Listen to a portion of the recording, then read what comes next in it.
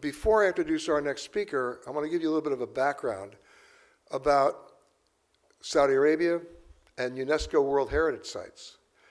The one thing you can say about UNESCO World Heritage Sites, if you actually look at all of them, it's amazing about how many people don't even know exist. It's amazing about, even if you know they exist, how many countries have done not such a great job in either preserving them or presenting them. For 79 years, Saudi Arabia was a closed country. It was a closed kingdom. And it wasn't until 2018 that they opened the doors and granted visas for tourists from just about everywhere. And in 2018, before that happened, I had a chance to go to AlUla, which, by the way, is a UNESCO World Heritage Site, which very few people had seen. And I was blown away. Now, when I was first there, it was me and 3 camels. Things have changed. And our next speaker is going to talk about that, but also importantly about what that means in terms of building a sustainable model when you're also developing an area that no one had really spent time in before. And if you've not been to AlUla, I recommend that you go. You will always be blown away like I was. So please welcome for the case study, Phillip Jones, the Chief Destination Marketing and Management Officer for the Royal Commission of AlUla.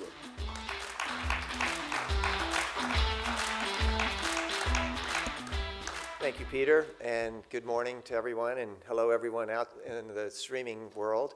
It's great to be here in Nîmes, and it's great to have this opportunity to talk about AlUla.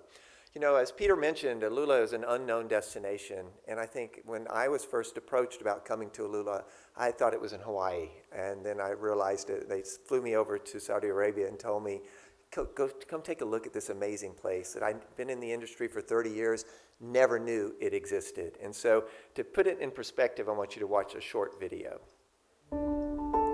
أغمض جفوني أتخيلك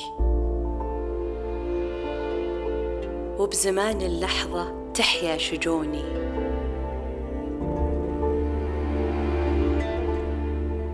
والفي على بابك والقلب يلفاك وهذا الصخر ينبض بلقياك أمشي وكفي صافح صفحة هضابك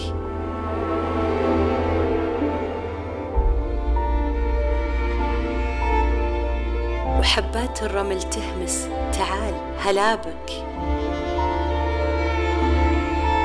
أدري أني أسيرة حضورك وبنسى خطوتي بين فيافي غرورك لك في فؤادي هيبة ورغبة وسمت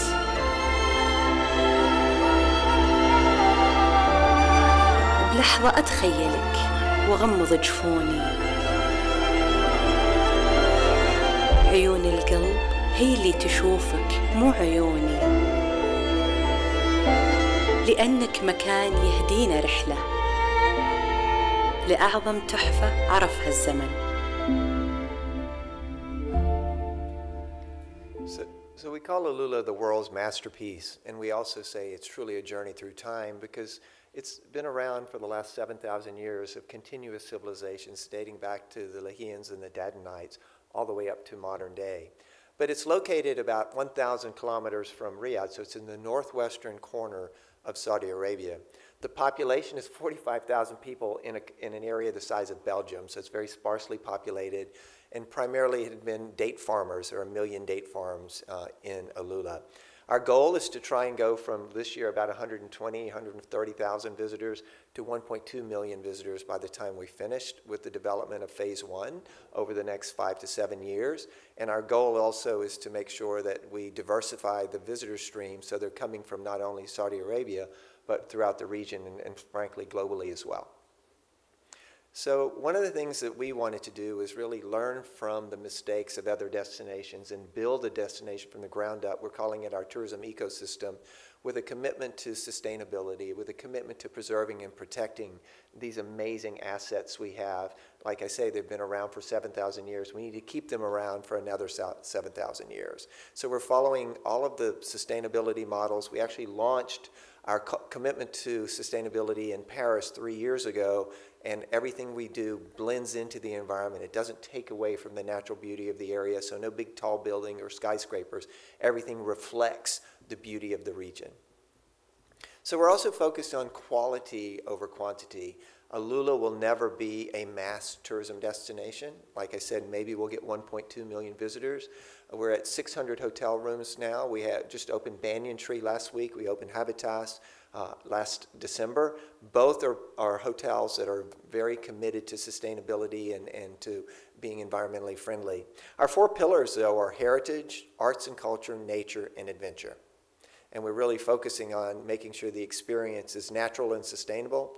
We want to engage the local community in a way so that every visitor experience is authentic. We want to focus on luxury. We are positioning AlUla as the luxury premium destination for visits to KSA. And we're also focusing on adventure because it lends itself to both soft and extreme adventure. And then, of course, we're focused on culture because that's part of the beauty of the areas, the many local cultural influences that we have to offer. Hegra is the iconic image for UNESCO World Heritage Sites. It's the southern border of the Nabatean Kingdom. So many people are familiar with Petra, which is the northern border in Jordan.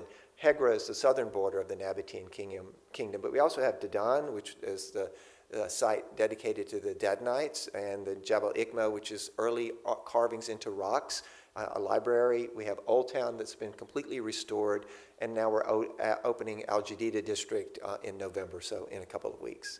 We're also putting a big emphasis on arts and culture. In fact, we partner with the Palm Springs for Desert X, so every year it alternates between AlUla and Palm Springs. And we're also building something called Valley of the Arts, or Wadi Al Fan, which is our commitment to putting in place massive art installations from world-leading artists to really create an environment to support and sustain the arts community in AlUla and globally. Mariah is the largest mirrored building in the world, and we host a number of concerts. Just last weekend, we hosted Mariah Carey. On November 11th, we host John Legend and One Republic. So we're bringing in performing acts from around the world. But what's beautiful about Mariah, it's limited to 550 people. So it's not big numbers. It's very individualistic, very beautiful setting, and it reflects the valley in a very stunning way. So nature and outdoor experiences are a big part of how we're positioning the destination. Adventure is, again, it lends itself to AlUla because of the natural landscapes. And so everything from stargazing, mountain biking, hiking, to via ferrata, abseiling, and rock climbing, as well as we have a Guinness World Book of Records for the most hot air balloons in one location, 200 last winter. And so we're hoping to do that, along with, we host the Saudi Tour professional bike race and a series of other extreme performances as well. And then, we are also focused on, endurance sports. So in addition to cycling, we also do eco-trail running and trail running through the desert. Wellness and spirituality is another area that we're really focused on. We just hosted our wellness festival, and AlUla hosts a series of events throughout the year. We call it our season, running from end of September through mid-March. And we have a series of events and activities with festivals featuring different sort of aspects of the destination to really showcase those assets that we have and introduce new audiences to this amazing destination. Our hotels and resorts, we have a very robust pipeline. We expect to be at about 2,000 hotel rooms by the end of 25, including 3 Amman resorts that are currently under design. And we are building into the rocks a Jean Nouvel design hotel that will actually be carved into the rocks in AlUla, like the old Nabatean tombs from the Nabatean Kingdom. And of course, Habitas AlUla and Banyan Tree are 2 newest properties. So as I mentioned, 1.2 million visitors, 53% national, 37% international.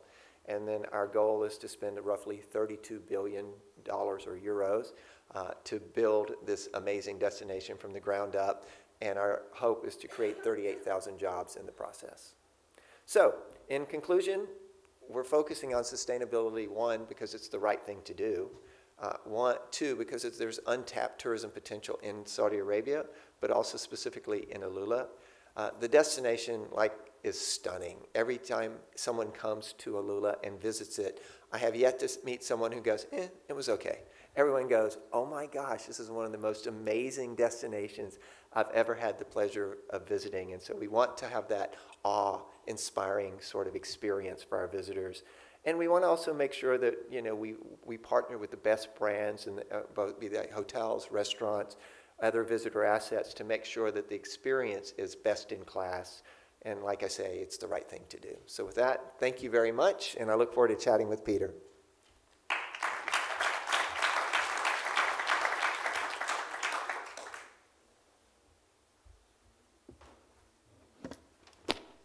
Thank you, Philip. If I'm not careful, the chair is going all the way back. I know. I guess the benefit that you had with AlUla is you literally started from scratch. This wasn't like you went in there and did a rehab. This was a fresh canvas. It was unpainted. Absolutely. I mean, when I arrived, there were 2 restaurants and 1 hotel. That was a little sketchy. You were not really happy about staying in it. That's the sketchy part of town. Yeah. And now we have 20 restaurants. We have, 5 hotels, and we have a new airport. We have a new executive terminal as well. So we're building everything from the ground up the right way, sustainably, properly, but also it's a greenfield. There was literally nothing there. And you mentioned the airport. You're now having flights, nonstop flights to Paris. Correct, on Sundays starting on December 4th. It'll run from December through the end of March. We have flights now, 2 flights a week from Cairo, 4 flights a week from Dubai, 7 flights a week from Riyadh, and 6 flights a week from Jeddah, just to name a few. Too bad he doesn't know any of the numbers, okay. But the bottom line, with airlift now, that opens the door for, I don't want to say bleisure, but with that, I hate that sound of the word, but bleisure really can play a part here. Absolutely, and the other asset that we have with Mariah, it's not only a venue for concerts, but also a venue for MICE as well. And so again, no more than 500 people, but very, very beautiful setting to host very unique sort of corporate events. And especially, the one thing is you manage the size. It's one thing to talk about growth, it's another thing to manage it. Mm-hmm. Yeah, I mean, everything we're doing is limiting it to, focused on quality over quantity. We don't want to be, all due respect to Petra, with 1,000 people looking at the treasury versus Hegra, where you have 3 or 30 people looking at Hegra. It's all about controlling the numbers to make sure the experience is high quality. See, my metric for this is no gift shop. Yeah, well, we have gift shops. I knew it, okay. Because but we're using local products. We're Right. using moringa oil and dates and citrus from the area. Well, let's talk about that, because part of sustainability is going back to the local community. Yeah. Part of that is sustaining the local community, because you mentioned 38,000 jobs. Yeah. I mean, remember, this destination, has only been around for 7,000 years, but the last 100, it's been closed off. And primarily the industry is farming. It's date farming or citrus farming. And so what we're doing is opening up opportunities for these young men and women who live in AlUla to a new industry. And so we're training them. We're sending them to Paris to be trained as chefs with Ferrandi. We're sending them around the world to get educated in hospitality so they can come back and be the frontline employees and leaders of this industry in the future. But of course, when you're dealing with a local community, you also have to educate them as to the definition of sustainability.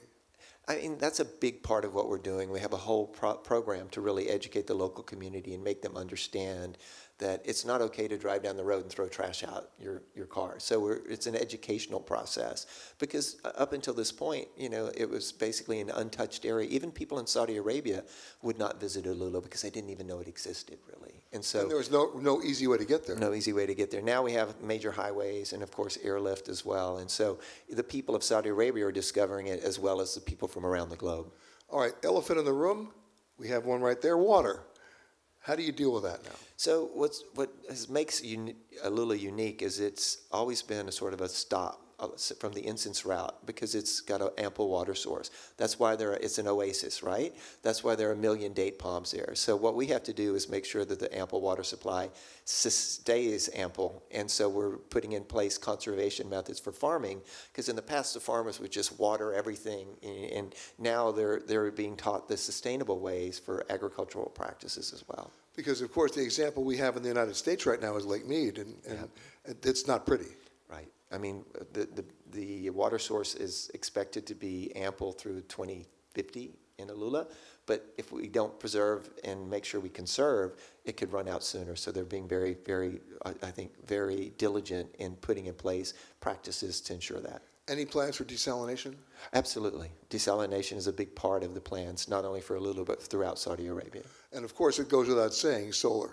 Solar and wind are two areas that we're really also focused on. Because remember, the country of Saudi Arabia is transforming its economy from being an oil and gas-based only economy to diversifying. And tourism is one of the pillars that the leadership of the country has decided is the right strategy for the country. And even though you've got a highway system now that links AlUla, once you get to AlUla, you're not driving. No.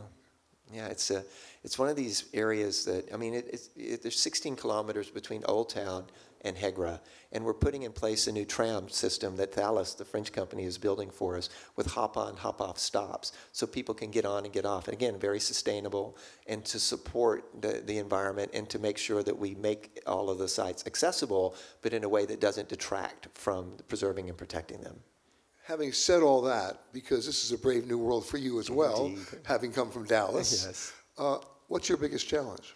I think the biggest challenge is the perception of Saudi Arabia. People still have, in many cases, an old, outdated perception of the kingdom, like I did when I was first approached about this opportunity. And the best thing I can advise you to do is come see it for yourself.